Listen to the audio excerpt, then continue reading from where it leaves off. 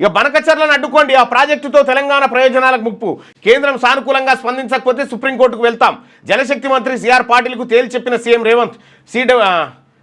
GWTDT విభజన చట్టాల AP ఖాతరు చేస్తలేదు, ఇక కృష్ణాలో 500, గోదావరిలో 1000 TMCలు వాడుకుంటాం, ఇందుకోసం NOC జారీ చేయండి, అవసరమైతే ఇచ్చంపల్లి నాగార్జున సాగర్ లింక్పై చర్చిద్దాం, పర్యావరణ అనుమతులకు విరుద్ధంగా పోలవరం పనులు, పాలమూరు సమ్మక్క సారక్క తమ్మిడిఎట్టికి నీటి కేటాయింపులు జరపాలని విజ్ఞప్తి, త్వరలోనే అపెక్స్ కౌన్సిల్ మీటింగ్ పెడతామని కేంద్ర మంత్రి చెప్పారు.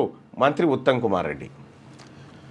ఇక ఇదే అంశం మీద బనకచర్లపై కేంద్రం దగ్గర కూర్చొని మాట్లాడుకుందాం, గోదావరికి కావాల్సినన్ని నీళ్లు ఎవరి శక్తి మేరకు వాళ్ళు తీసుకోవచ్చు అని చెప్పి చంద్రబాబు అంటాడు. తెలంగాణ ఎన్ని ప్రాజెక్టులు కట్టుకుంటుందో కట్టుకోవచ్చు, సముద్రంలో కలిసే నీటిని మాత్రమే మేము వాడుకుంటాం, బేసిన్స్లో వాటాలపై మేమెందుకు NOC ఇస్తాం, కృష్ణా నీళ్ళ వాటా ట్రిబ్యునల్లోనే తేలుతుంది, 2 రాష్ట్రాల మధ్య నీటి పంచాయతీ వద్దని చెప్పి వ్యాఖ్యలు చేస్తూ ఉన్నారట. నేనేమంటున్నా, ఇక్కడ మన ప్రాజెక్టులేం పూర్తిగాక ఆగమాగం కట్టి కేసీఆర్ దీన్ని సర్వనాశనం చేసిండు. నీళ్ళని కిందికి పోతా ఉంటే కిందికి పోయే నీళ్ళని చూపెట్టి మేము కట్టుకుంటామని దుర్మార్గం అనేది రాష్ట్ర ప్రభుత్వం వాదన.